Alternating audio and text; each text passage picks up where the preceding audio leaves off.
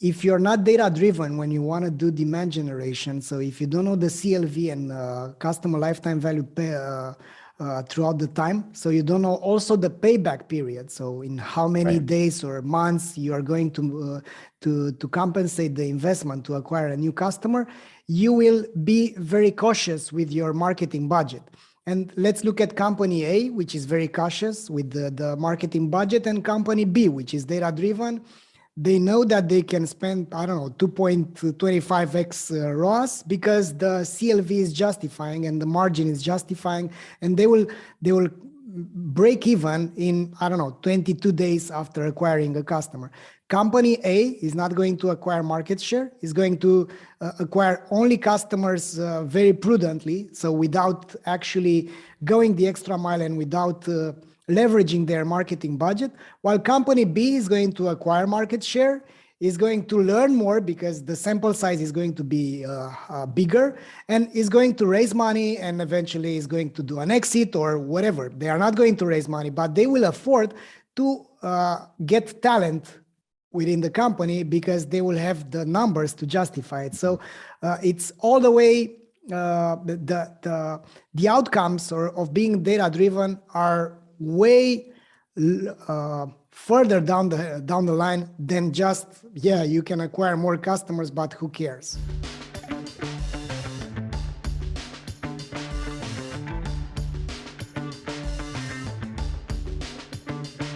Hello, everyone, and welcome to a new edition of the e-commerce growth stories. I'm here with Dennis, which this time is in Utah. Hey, Dennis. Utah, like Dennis, Utah. Right. So in the today's episode, we're gonna address the demand generation topic, which is a burning issue for a lot of e-commerce companies, as ROAS is down at 2x, 2.5x, luckily 3x. So how to do demand generation nowadays, and how to do demand generation by having customer lifetime value in mind, and why should you do it like this? So stick around. Let's get the party started. Dennis, what's your thought about why you should be measuring CLV when you want to do demand generation? Well, if you look at demand generation when you're generating a lead, some kind of lead magnet that eventually leads to a product sale, and that product sale leads to normally some kind of recurring SaaS kind of model, then if you know what percent of the leads become any of the 6 categories of customers that we show and reveal based on CLV, RFM models, and that tells us what that lead is worth. So if you do something to increase CLV, customer lifetime value, by double because you put in an email sequence or you nurture that customer, that allows you to spend twice as much on the lead.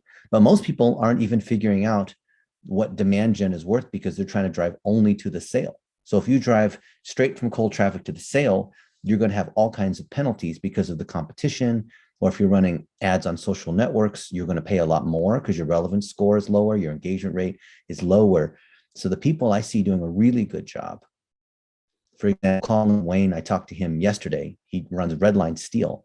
Everything that he's now $100 million business. By the way, if you're not a $100 million business, don't think this doesn't apply to you. His whole focus is on demand gen and getting those email addresses, say, for less than $2. Because if he gets it for less than $2, he knows what percentage is going to come in and buy on a $2 Tuesday, what percent is going to upsell, buy to a regular product at $40 or $50, and what percent will continue to buy. And he knows what his CLV is. So he can acquire leads all day long, say at $2. And so you need to know what that number is. You can't just make up that number. Yeah. So here, Dennis, a very important aspect if you're not data driven when you want to do demand generation, so if you don't know the CLV and customer lifetime value throughout the time, so you don't know also the payback period, so in how many days or months you are going to compensate the investment to acquire a new customer, you will be very cautious with your marketing budget. And let's look at company A, which is very cautious with the marketing budget, and company B, which is data driven. they know that they can spend, I don't know, 2.25x ROAS because the CLV is justifying and the margin is justifying, and they will break even in, I don't know, 22 days after acquiring a customer.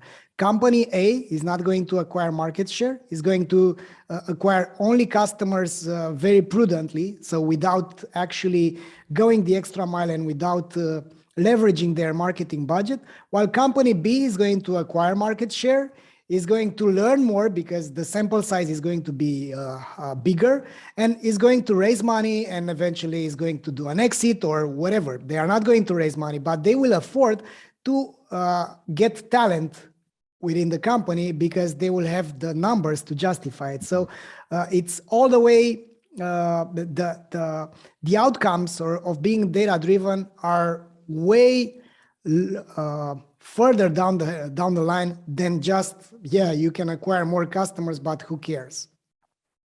Yeah, absolutely. And we have one e-commerce player, and their customer lifetime value is about $2,500.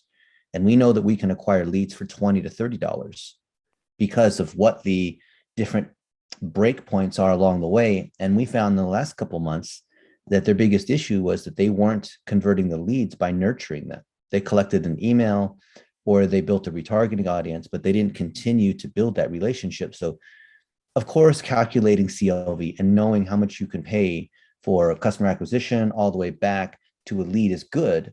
But I think what it really does is expose where you have holes where you need to fix. So how do you know? Is it the landing page or is it the ads, right? Is it the pricing? Can you afford to pay more? So the mechanics I find most people are missing because they are ad optimizers, but it takes someone who's the business owner, who has real P&L responsibility to be able to say, we actually have been, we've been acquiring customers a lot less. We've been running at a 5 ROAS when really we're okay. We probably could run at a 2 ROAS based on what our margins are, right? Yeah. And that leads to a lot of problems down the line. I mean, I think the data, the actionable insights can solve a lot of issues in the entrepreneur's life, in the culture as well, because if you're having a healthy business, and if you have healthy margins, and if you have a healthy number of new customers that are coming and buying from you, then you can solve a lot of problems because you will not, let's say, be very tighty on resources.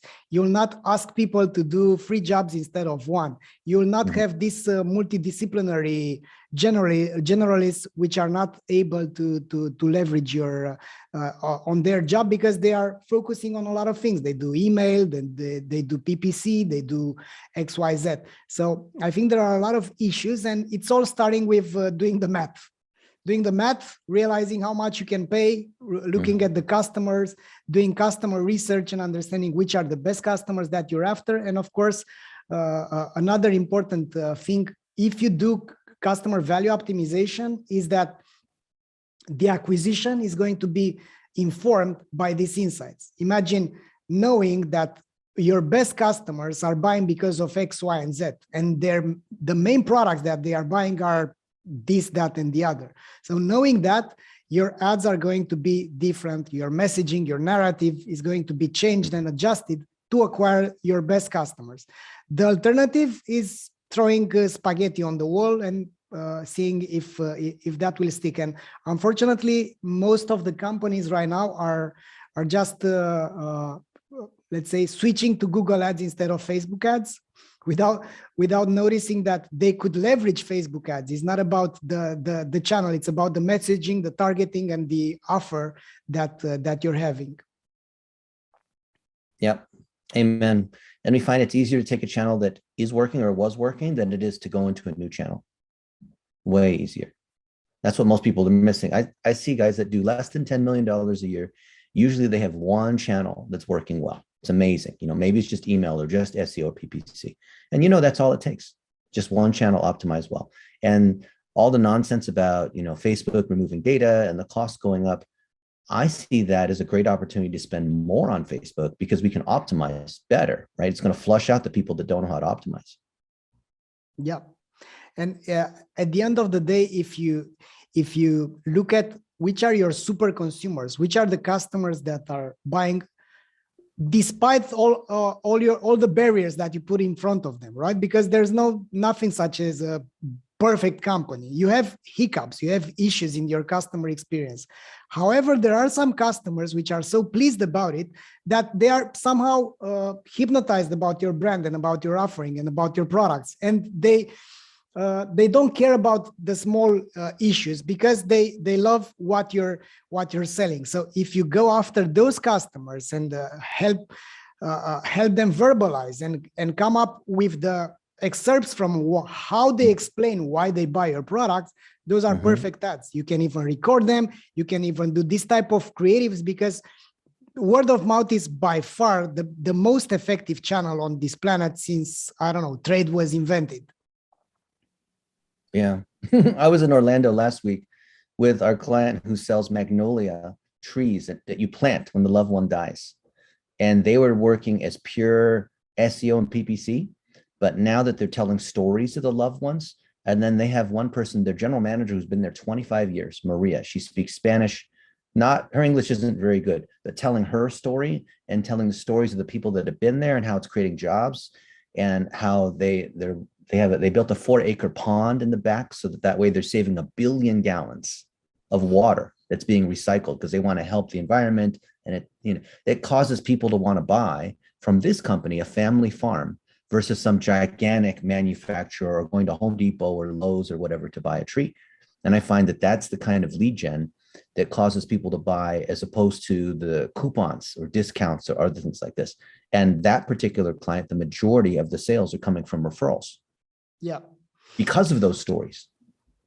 And if you also consider that the fact that you can find all those things, I mean, what caused customers to buy from you? I mean, the thank you page, you can track things like the channel, the UTM, right? You can track things like what they are saying, right? If you ask them what made you buy from us today, and where you've heard from us first time, those things that can be shared can be extrapolated, right?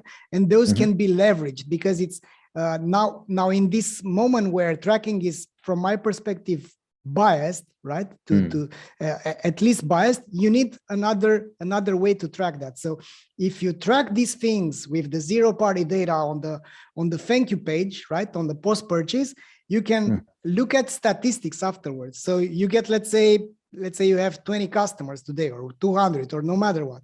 Let's say you have a response rate of, I've seen something from 25 to 40% response rate on the thank you page, because people over there, they've just bought.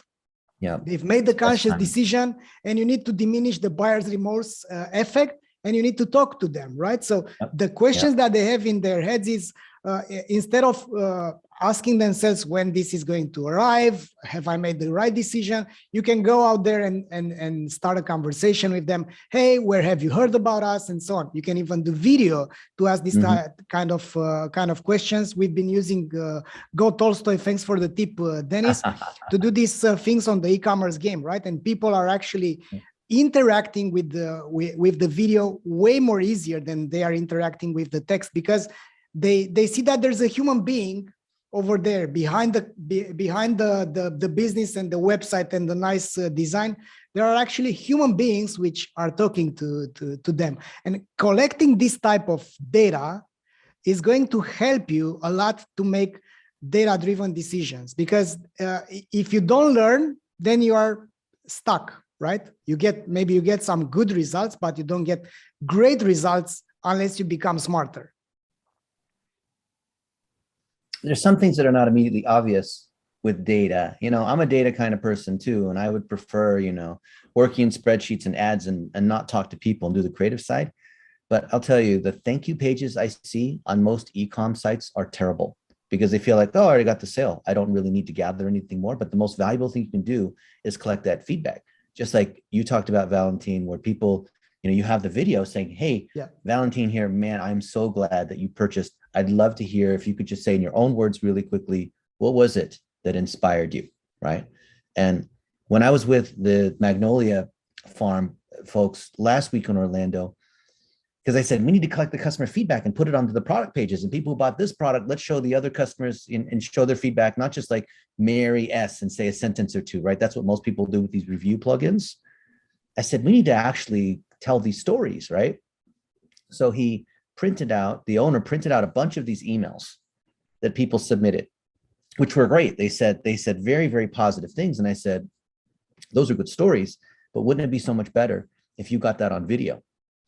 If you had a bunch of little videos along the way. And this is something that just looking at your landing, your post-purchase flows, the data alone is not going to tell you, because you have to actually put different content there to be able to then have data to look at.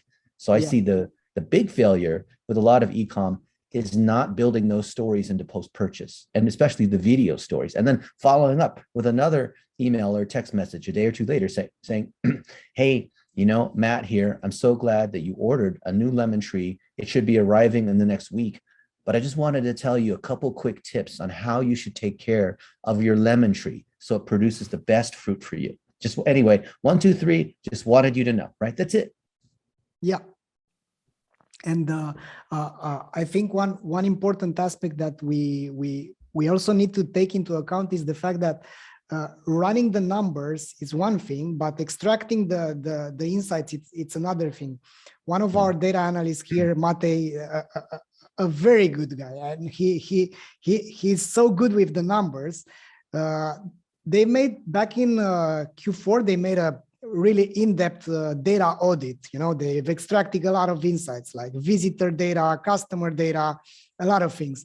And his colleague made a qualitative research on a few customers. And at the end, when they started to generate insights and ideas to improve that business, he said that all these hours, I've spent 60 hours of data analysis, and I got nothing compared to what I found myself in what the real customers were saying. So qualitative research, I think it's really, really impactful. And if you blend it with the quantitative research, that's the most powerful thing. Last week, one of the agencies that were using Reveal, they used this audience builder to do lookalike audiences, and we were really excited to see the results. So the thing works like this. We do know for a fact that Facebook is recommending to use the list of the best customers. They say that if you have 1,000 to 50,000 people that bought from you, and that for sure that they are good customers, you can use them as a seed audience, because now the Facebook algorithm is affected. We've seen the story with the Q4 being the worst and the Facebook stock going down. So you build audiences based on the best customers. We call them the soulmates with the RFM segments. They launched these lookalike campaigns on Facebook with customers that look like the best ones. Then the Facebook algorithm is more powerful because it has other profiles that may not look the same before being doing this type of affinity research, and then the users are being attracted based on the relevant insights. And at the beginning, the agency was kind of threatened because there was a huge difference in terms of the CPC. So the CPC was something like 4 times higher. But when they looked at the conversion rate, that was 45% higher, and the revenue per visitor was at the end 18% higher. So mainly the ROAS was actually way better than with the normal lookalike audiences. So the idea is not to be afraid to invest, not to be afraid to test out new things, because unless you do this type of advanced things, the other competitors are going to do it because the competition is there. While the inventory, let's be honest, it's not like the inventory of Facebook and Instagram is way less than it used to be 1 quarter ago. The drop was something like 0.01% in terms of daily active users, according to their statistics. So there is inventory. The algorithm is not that good. The competitors are trying their best, but if you use your seed audience, your best audience, you will learn more, and eventually you will make it, because it's a it's an ongoing optimization process. So you need to think like an experimenter. You need to match the creative with the audiences that you're trying to acquire. So the higher quality lookalikes convert better, but what about the high quality likes, like the soulmate that you talked about as a seed audience versus just broad targeting? Have you noticed any differences? Yeah, the difference is fantastic, man. So there is 31% uplift in the conversion rate with the lookalike audience, and with the broad audience, it's like the conversion rate was 3.2% with the soulmates, and with the overall Facebook ads was 0.48%. So it was 6.7 times higher than with the broad audiences. Wow. How about the cost of acquisition on broad versus lookalikes? The CAC was it was something like 22% higher with the soulmate. So mainly they were making up in terms of the revenue per visitor, and that's why the CAC was 22% higher, while the CLV was the conversion rate was higher, and the CLV, we will track it down the line to see it, because that's the thing with customer value optimization. You need to track those customers down the line, and to draw the line after 2-3 months, depending on the purchase cycle, so that you can consciously say, yeah, that's a better campaign. Now, from the early results, it's clear that it's better because they are making up the CAC from the first acquisition, from the first order. Yeah. Wow. What have you seen with the other audiences? Maybe just, with vintages along the way. Yeah. What was interesting is that they could also activate ex-lovers. So this company is selling sport apparel. So the idea they had was that the lovers, so there are the best customers, soulmates, then the lovers, then the ex-lovers. So from all of those RFM segments, they made campaigns on all of them. The best ones were for the ex-lovers. So in terms of all the metrics, because ex-lovers are customers that used to buy from a brand, and then something made them stop, right? So ex-lovers placed 3, 4, 5, 6 orders on a particular store. But the trick here is that this is highly dependable on the vertical that you are. These guys are selling clothes and shoes. I mean, it's clear that at some point you need to dress again. You need to buy new shoes with some pace, right? The idea is to have the biggest share of wallet for the vertical that you are in. If you would be selling low frequency items, right? Like, I don't know, whiteys or mattresses or whatever, that Magnolia thing, there it's all a game of making up from the first order and leveraging the word of mouth from your existing customers. So it's acquisition and amplification is the game where the purchase frequency is lower. Where the purchase frequency is higher, customer lifetime value retention and amplification, word of mouth, are the key there, right? Because if you leverage those, you'll be in a good position to acquire better customers and to increase your marketing budget. Have you seen any sort of averages or benchmarks for demand gen, maybe by industry or overall, or trends?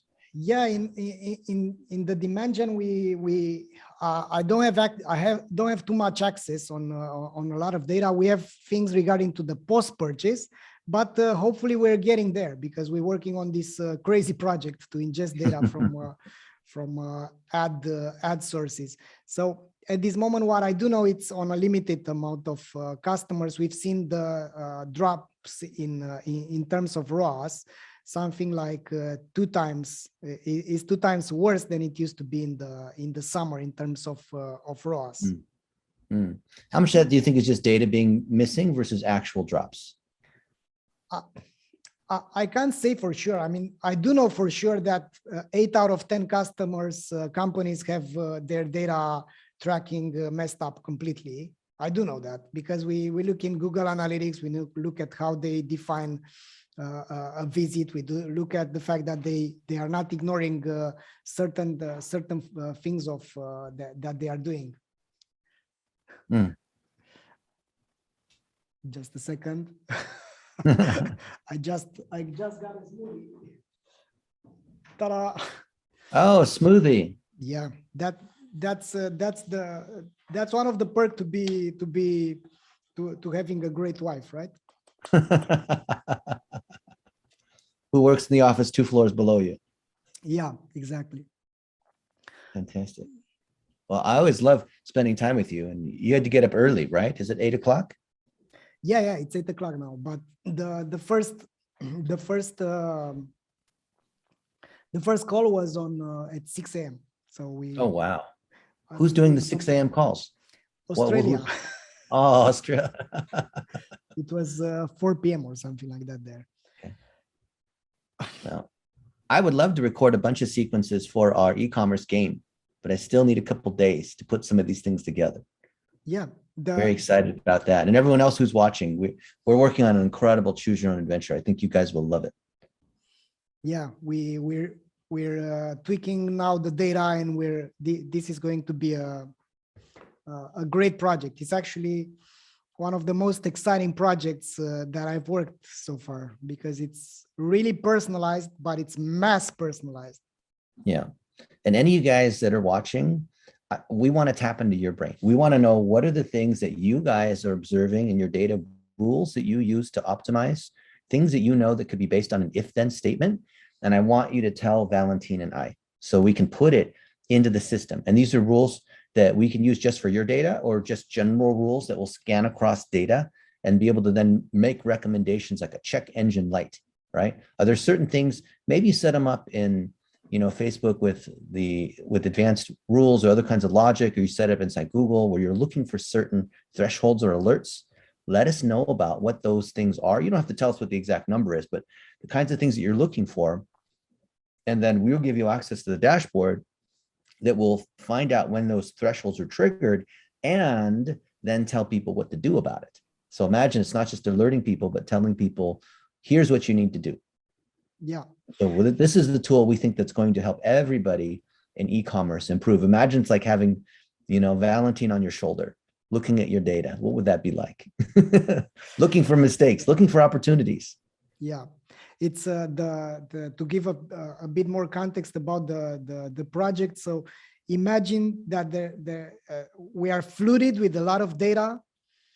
We are looking at some particular insights, but we are trapped by the medium that we're using. We look at the customer behavior, then we look at Facebook ads, then we look at Google Analytics, then we look at Google ads, right? So mainly we are looking over there, but we don't have like an overview, and also the human brain can't prioritize that well, and that's why we want to aggregate this data. We want to ingest a lot of data from these various sources, and then according to the impact to come up with recommendation based on the anomalies that we're seeing over there. Because as I've said earlier, for a company which has a low purchase frequency, because the vertical is like that, it doesn't matter too much to focus on improving things like customer retention or customer lifetime value, while it's more important to focus on acquisition and on nailing the CPC or ROAS. So according to this type of customers, of companies, we're going to come up with recommendations. Amen. I'm excited. And with e-commerce and any other performance-driven, web-driven thing, there's so much data that we can look at it's easy to look at the same charts every week and miss one particular kind of filter or grouping, because, you think I can look at, the email channel for last week for this product, buy this, buy that on this particular metric. And so you have a needle in a haystack problem. So what we want to do is eliminate that issue and have the system scan for you and look for things. Yeah. That's what I think will be incredible. And it's not something that Google Analytics is doing. I've been looking at Google Analytics for 20 years. A lot of my people went to Google's team over 20 years ago, and they never built analytics. In fact, I don't believe anybody in the industry has yet built analytics. They built reports, but analytics is thresholds which require understanding what your goals are. So imagine, if the system doesn't know what your ROAS or LTV or the ratios you need to have then it has no way of being able to notify you, right? Yeah. If the system doesn't know your industry, if the system doesn't know what you expect to have, you have to explicitly tell it, then it can't watch out for you and help you optimize. Yeah. And one important aspect which is being neglected a lot is the fact that Google Analytics and Facebook ads and Google ads, they don't know your gross margin. They don't know where is profitable for you, but you know that, right? The problem is that you have so much data, and most of the e-commerce leaders are being trapped in their day-by-day things. They don't have the time to get a few steps back and to see the bird view and to come up with the insights. So our intention is to do exactly that. So to ingest this type of data, we do know that the levers of e-commerce growth are clear. So you need traffic, you need conversion rate, you need purchase frequency, you need the average order value, you need customer retention, you need customer acquisition costs, so how much you spend, and customer lifetime value, and of course the relations between them. Because if you have you are seeing, hey, that's great, your customer acquisition cost is going down, congrats. Yeah, but if customer lifetime value is going down as well, that's not so great news maybe. And it's not about how much you spend, but how much you manage to keep from a customer. So because if you're profitable for after you acquire a customer, then that's great. And the trap is that you think that you should be profitable with every order at every touch point, but that's not the case anymore. The idea is to be profitable down the line and to invest maybe for a few weeks or a few months, because you know that you are increasing the chances for the customer to come back and make up for the CAC that you've spent. Yeah, amen. Increasing the payback period, instead of 1 day, maybe make it a couple months if your business can sustain that. And then you can mix in these other channels. I'm excited to talk about TikTok ads and what the metrics look like for that, but we still need a few more weeks to gather more data before we can say more. Yeah, it's a fantastic channel. I've seen that Facebook is migrating to short form video as well. I think the game is on. I mean, we thought, if you think it well, then it's 2 years ago we thought that this is it. That's social media. There is the king, and all of those things will stay like this. But surprise, surprise. And even Perry Marshall, who wrote the #1 book on Google Ads and the #1 book on Facebook ads, he and I had talked a year and a half ago, and I said, time is right for the book on TikTok ads. So we've written the book. We just have not, it's still in editing. So we're going to publish it soon. Wow. That's excited to share it. I'll give you the summary. It's taking what was working on Facebook and making fresher 15-second videos, right? Instead of relying upon images or carousels or longer videos, it's all about quick, short videos that do not look like the professional. Yeah. And that's making all the difference, because the cost of the traffic is 1/5. And the algorithm is smarter. And there's a stronger organic component. And we can boost what our best customers or influencers or other people have. We can boost off of their accounts, which right now is possible on Facebook and Instagram via the branded content tool. But most people aren't doing that. So we've been testing different techniques where, right, you have a great customer and they talk about, how they like the sleep mask. Then you can boost their post from their account. It's called a Spark ad. And that behaves completely differently than from the brand itself. So TikTok is just going all out, on influencers or creators. And Facebook's never really made that switch because they haven't put the money in to reward these creators, which is the new term for influencer. And the traffic's so good, the algorithm's so smart. TikTok is a video first platform, and Facebook has not been. So we'll see what happens with that shift. Yeah, it's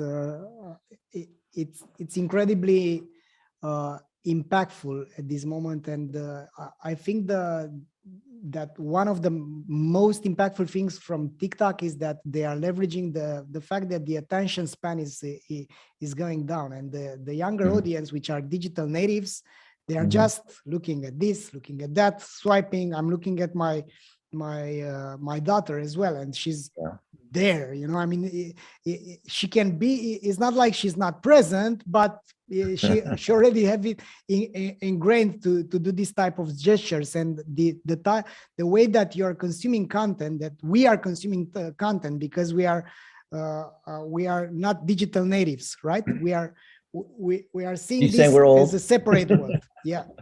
Yeah. I'm not saying that we're old. I'm saying that we're different, and we behave different, because at the end of the day, these generations are going to become the new normal at some point, and we're gonna look behind and we're gonna say, oh, back in the, I don't know, 90s when we are using Sony Walkmans on the street. Yeah. Dennis, I want to ask you something regarding the budgeting. So how would you plan if you would be teleported into an e-commerce brand and they've said our ROAS is a mess, we're not making it happen? How would you budget? How would you invest right now to make that company thrive? Well, first we need to know what is the minimum ROAS we can accept and still be break even. And I would adjust the main winning campaign to that ROAS. Because I've seen really large and really small accounts, and usually there's just one or two creatives that do really well, and they're often under budgeted or over budgeted, or they have losers that we need to kill, right? So the first thing is just adjusting, like we talked about before, to what is that ROAS based on what we know the LTV and CAC is. And often it's random. So if you don't feed the right signal in, if you just do automatic bidding, or if you're manually bidding to a CAC or ROAS that isn't, it needs to be like 1 penny above break even, especially if it's on Facebook or whatever, where you know you're losing 30% of the data. So often cases we see with ROAS, with e-com with a 1 ROAS, which is unprofitable because assuming your product is free, even a 1 ROAS is actually okay, because we have this word of mouth effect and we have the other data that's just not coming through.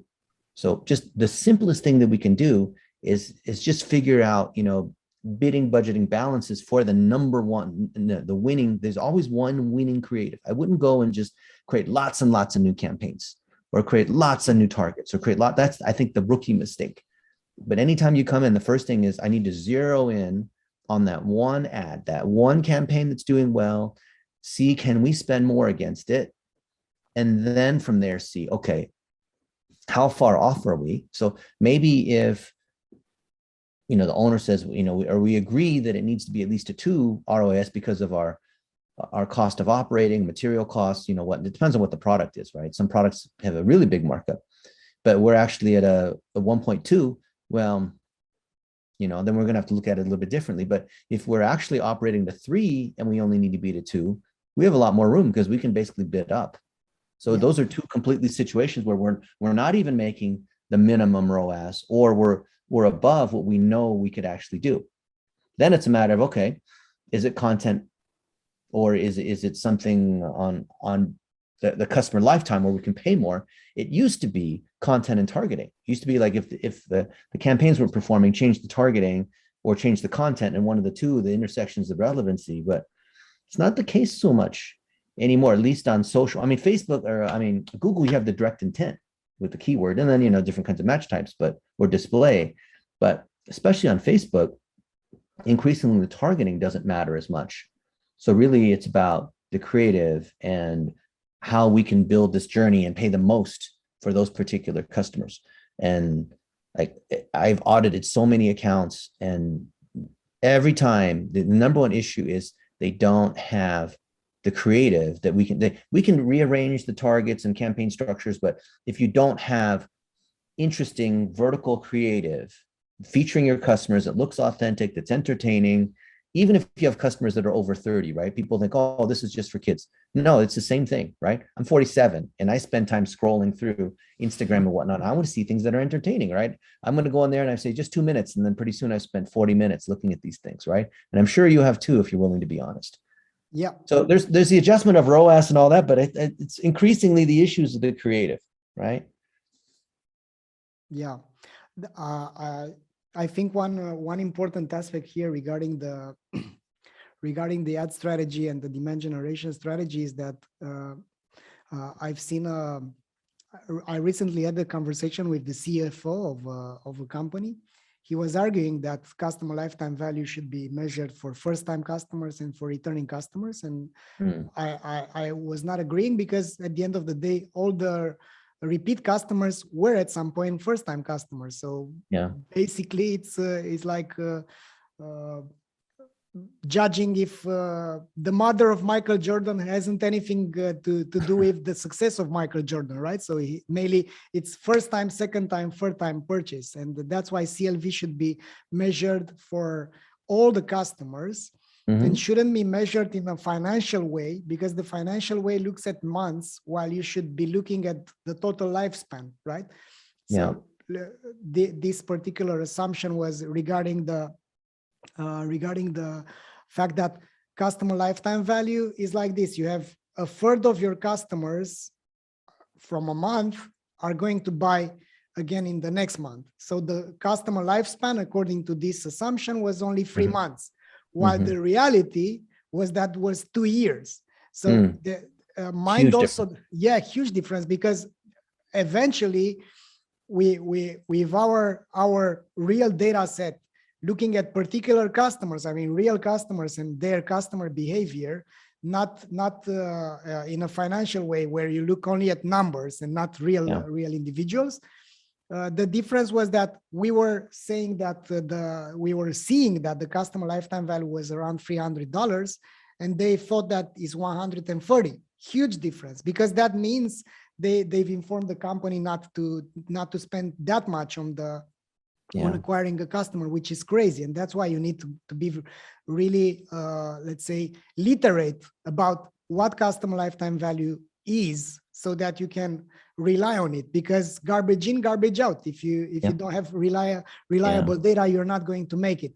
And another important aspect is that you can look at customer lifetime value retroactively based on the products or the brands that they've bought, that your customers bought, and see if there are anomalies. Or you can look at the customer lifetime value. Let me give you an example. A shoes retailer, they realized that their CLV was 60% higher in smaller cities than it was in bigger cities, because there weren't shopping malls over there. I mean, the explanation was pretty simple, but you need to look at the data. Because when you compare the revenue coming from, I don't know, New York or San Francisco with the one coming from a, I don't know, small city, smaller city, you think that you need to go to New York, right, and San Francisco, but there the competition is higher, and your CLV is actually lower, and that is not justifying to double down on acquiring customers from New York if you compare them to, I don't know, Denver. Yeah. Smart segmentation. Who would have known, right? The averages lie, average everything out. Yeah. And you need same thing for cohorts. Yeah, you need to take into account these laws, right? Where you need to go deeper. You don't need to stay shallow and to rely only on the averages, and that's it. So CLV needs to be segmented by brand, by channel, by the purpose of buying, right? What's the reason that you wanted to buy from us today? X, Y, or Z. Are there any differences if the customers are buying because of Z against X? And if there are, then you can acquire more. You can push more on the ads, which are on this narrative, on the X narrative. So these are tweaks that you need to do. And again, now the job is multidisciplinary, right? So if you're an e-commerce leader, you need to take into account things like customer research, because the one which is closer to the customer wins. You need to take into account data analysis. You need to take into account email sequences, right? While email is actually a fantastic channel to boost profitability. Amen. Mic drop. Yeah. So Dennis, what else do you want to cover in our today's session? What haven't we addressed, and you think it's important for e-commerce people watching us today? I have new topics that are not quite ready, so I'd like to keep these things shorter if we can. If we can keep it at 30 minutes, You know, maybe some people, for some reason, they want to keep meetings at 1 hour, but I think we can be punchier and do it in 30 minutes. Let's do that. Yeah, let's do that. Give Perfect. people the time back. So everyone, today we talked about demand generation, how you use CLV. If you have any questions for us, let us know. You can find us on Twitter, on LinkedIn. And that was it. See you next time at the e-commerce growth stories. See you guys.